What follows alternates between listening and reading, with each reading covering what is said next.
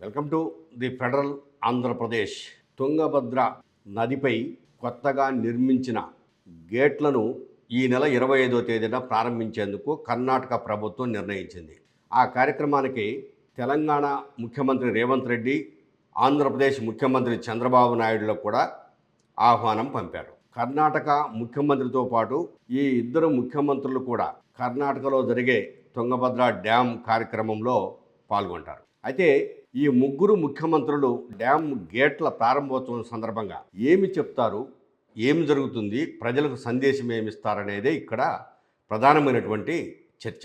వాళ్ళు చెప్పబోయే దాంట్లో ముందు కృష్ణా నదీ జలాలు, తుంగభద్ర జలాలు, గోదావరి నదీ జలాల మీద వాళ్ళ ఐక్యతను ప్రదర్శించాలి. ఐక్యతను ఎప్పుడైతే ప్రదర్శించకుండా వివాదాస్పదమైన వ్యాఖ్యలు చేస్తారో అప్పుడు ముఖ్యమంత్రుల దగ్గర సయోధ్య లేదు, నీటి వివాదాలు పరిష్కారం అయ్యే పరిస్థితులు లేవు. అటు తుంగభద్ర కానీ కృష్ణా జలాల విషయంలో ట్రిబ్యునల్స్ కూడా సక్రమంగా వ్యవహరించట్లేదనే అన్ని రకాల ఆరోపణలు చుట్టుముట్టే అవకాశం ఉంది. ఇప్పటికే గోదావరి కృష్ణా జలాలను ఇష్టానుసారం ఏపీ వాడుకుంటోంది అని చెప్పేసి తెలంగాణ ముఖ్యమంత్రి రేవంత్ రెడ్డి చాలాసార్లు ఆరోపణలు చేశారు. ఆ విషయంలో ఏపీ ముఖ్యమంత్రి చంద్రబాబు నాయుడు గారు మాట్లాడుతూ మనం సర్దుకుపోదాం, దీంట్లో ఏముంది, సముద్రంలో పోయే జలాలను మాత్రమే వాడుకుందాం, కలిసి ముందు అడుగు వేద్దాం అని చెప్పేసి ఆయన ఎన్నిసార్లు ప్రయత్నం చేసి చెప్పినా రేవంత్ రెడ్డి వినిపించుకోలేదు. ఇప్పుడు మరి కర్ణాటక నుంచి ఆంధ్రప్రదేశ్లోని రాయలసీమ ప్రాంతానికి తుంగభద్ర జలాలు వస్తున్నాయి, బాగుంది. ఒక గేటు గత సంవత్సరం కొట్టుకుపోవడం వల్ల అక్కడి నుంచి వస్తున్న వాటర్ రాయలసీమ ప్రాంతానికి రాకుండా చాలా ఇబ్బందులు పడాల్సి వచ్చింది. ఈ సంవత్సరం ఆ బాధలు తీరుతాయి. అక్కడి నుంచి తుంగభద్ర జలాలు తెలంగాణ ప్రాంతంలో కూడా వెళతాయి. కాబట్టి ముఖ్యమంత్రుల సభ మీద జనం దృష్టి ఉంది.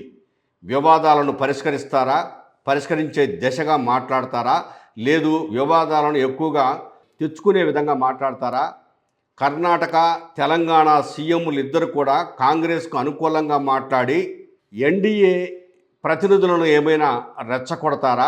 ఏపీ ముఖ్యమంత్రి ఎన్డీఏకు అనుకూలంగా మాట్లాడతారా, లేదా జల వివాదాలను పరిష్కరించే విధంగా మాట్లాడతారా అనేది ఇక్కడ ప్రధానమైనటువంటి చర్చ. ఈ అంశం రేపు అక్కడ జరగబోయే కార్యక్రమంలో వాళ్ళు మాట్లాడే మాటలను బట్టి ముందడుగు వేస్తుందని చెప్పొచ్చు. ఇక ఆంధ్రప్రదేశ్లో ప్రస్తుతం ప్రధానమైనటువంటి అంశం ఆంధ్రప్రదేశ్ వైద్య రంగాన్ని కుదిపేస్తున్నటువంటి అంశం వైద్యుల తొలగింపు. నిన్నటికి నిన్న 45 మంది వైద్యులను తొలగిస్తూ వైద్య ఆరోగ్య శాఖ మంత్రి యాదవ్ నిర్ణయం తీసుకున్నాడు.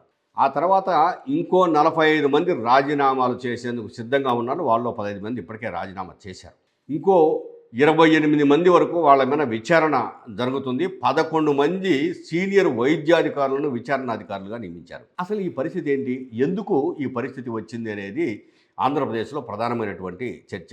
ఇందుకు కారణం ఒకటే, నేను చదువుకుంటున్నది సేవ చేయడానికి కాదు, డబ్బు సంపాదించడానికి. నాకు ప్రభుత్వం ఇస్తున్నది, కొత్తగా నేను ఉద్యోగంలో చేరితే 50 నుంచి 60 వేలు ఒక 5 సంవత్సరాల కాలం నాకు జీతం ఇస్తారు. నేను రిటైర్ అయ్యే నాటికి నాకు ఇచ్చే జీతము 1,50,000 నుంచి 2 లక్షల వరకు ఉంటుంది. ఇదే నేను ఒక మంచి కార్పొరేట్ ఆసుపత్రిలోనో ప్రైవేట్ ఆసుపత్రిలోనో నేను చేరినా, లేదు ప్రైవేటు ప్రాక్టీస్ పెట్టుకున్నా, నెలకు 3 లక్షల నుంచి 10 లక్షల వరకు సంపాదిస్తా. ఈరోజు అపోలోలోనో కిమ్స్లోనో ఒక సీనియర్ వైద్యుడు చేరాడంటే స్టార్టింగ్లో 3 లక్షలు ఇస్తున్నారు. అతను ఇంకా కొంతకాలం బాగా పనిచేస్తే, మంచిగా ఎక్కువ ఆపరేషన్లు చేయటము, రోగులను చూడటము పనిచేస్తే 10 లక్షల వరకు నెలకు సంపాదించే అవకాశం ఉంది. దీన్ని నేను ఎందుకు వదిలిపెట్టుకుంటానని చెప్పేసి వైద్యులు డైరెక్ట్గా అక్కడక్కడ ముఖాన్నే చెప్తున్నారు. నాకున్న అవకాశాన్ని నేను ఎందుకు వదిలిపెట్టుకోవాలా, నా కుటుంబాన్ని లేదా నాకు సంబంధించిన వాళ్ళను నేను బాగు చేయాలనుకుంటే నాకు డబ్బు కావాలి అని అంటున్నారు. ఒకప్పుడు పూర్వకాలము వైద్యం అనేది సర్వీస్. ఇప్పుడు ఈరోజు కూడా తిరుపతిలో స్విమ్స్ సర్వీసు కింద పనిచేస్తుంది. అక్కడ ఉద్యోగులుగా చేరిన వాళ్ళు సర్వీస్ మోటివ్తోనే చేరారు. కానీ చాలామంది ఇప్పుడు వాళ్ళల్లో కొందరు మాకు బయట చేస్తే చాలా డబ్బు వచ్చేది, ఎటు కాకుండా పోతుందని ఆవేదన వ్యక్తం చేస్తున్న వాళ్ళు కూడా ఉన్నారు. అంటే ఈ ప్రస్తుతం వైద్య ఆరోగ్య శాఖలో ఒక కుదుపు మొదలైంది. 118 మంది వైద్యులను పక్కన పెట్టేసేస్తున్నారు. వీళ్ళ మీద కొంతమంది మీద సీసీఏ రూల్స్ ప్రకారం చర్యలు కూడా తీసుకోనున్నారు. ఇటువంటి పరిస్థితులలో కొత్త వైద్యులు మళ్ళీ వస్తారా? వైద్య ఆరోగ్య శాఖ బాగుపడుతుందా? అయ్యో! రూరల్ ప్రాంతంలో ఆసుపత్రికి పోతే డాక్టర్ లేడు ఈరోజు రాలేదని చెప్పేసి ఏమోనయ్యా టౌన్లో నుంచి ఆయన రాలేదనే పరిస్థితి నుంచి బయటపడతామా లేదా? వైద్య ఆరోగ్య శాఖ దీన్ని ఎలా చక్కదిద్దుతుంది అనేది ప్రశ్నార్థకంగా ఉంది. ఇక ప్రస్తుతము మూడో అంశము రాష్ట్రాన్ని కుదిపేస్తున్న అంశం. ఇది రాజకీయ రంగాన్నే కాదు, ముఖ్యమంత్రులను ప్రభుత్వాన్ని కుదిపేస్తున్నటువంటి అంశం.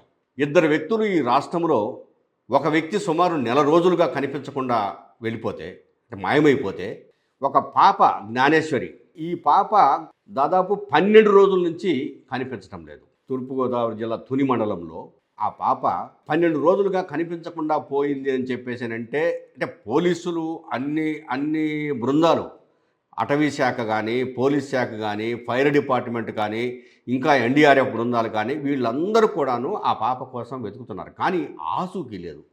ఇది ఏదన్నా ఎవరిదన్నా కిడ్నాప్ జరిగిందా? ఇప్పుడు నిన్న రాజమండ్రిలో ఒక పాపను కిడ్నాప్ చేసి తీసుకుపోతున్నారని చెప్పేసి సోషల్ మీడియాలో కొన్ని ఫోటోలు కలకలం చెలరేగింది.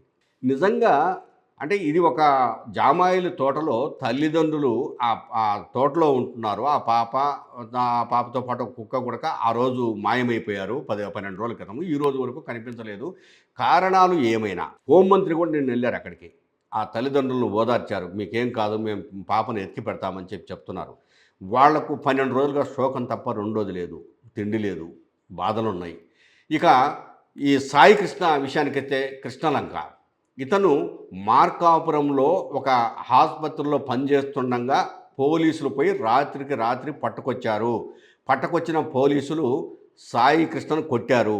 అతను గంజాయి స్మగ్లింగ్ చేసేవాడు, మర్డర్లు చేసేవాడు, రేప్ కేసుల్లో ఉన్నాడు, ఇంకా కొన్ని రకరకాల కేసుల్లో, దొంగతనాల కేసుల్లో ఉన్నాడు, స్నేహితులను కూడా హత్య చేసినటువంటి వ్యక్తి, పోలీసులకు సవాలు విసురుతున్నాడు, గంజాయి విజయవాడలో ప్రధానంగా అమ్మే వాళ్ళలో ఇతను ఒకడు అనేది పోలీసులు తీవ్రంగా చేస్తున్నటువంటి ఆరోపణల నేపథ్యంలోనే పట్టుకొచ్చారు. పోలీస్ స్టేషన్లో పెట్టి అతని మీద పైన 3rd డిగ్రీ ప్రయోగించారు. దానితోనే నా కొడుకు చనిపోయాడు, కనీసం నా కొడుకు బూడిదేని తెచ్చి నాకు ఇవ్వండి అని తల్లి విజయలక్ష్మి ఆవేదన వ్యక్తం చేస్తుంది.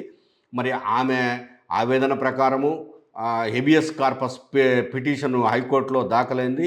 ఈ నెల 19వ తేదీన బాడీని కానీ మనిషిని కానీ తీసుకొచ్చి మాకు అప్పచెప్పండి అని చెప్పేసి కోర్టు పోలీసులకు ఆదేశాలు జారీ చేసింది. ఇదంతా ఒక ఎత్తు అయితే, ఉన్నట్టుండి నిన్న ముఖ్యమంత్రి చంద్రబాబు నాయుడు గారు, ఉప ముఖ్యమంత్రి పవన్ కళ్యాణ్ గారు ఈ కేసు మీద ప్రత్యేకంగా సమావేశమయ్యారు. కృష్ణలంక సిఐ నాగరాజు విషయం మీద తీవ్రంగా చర్చించారు.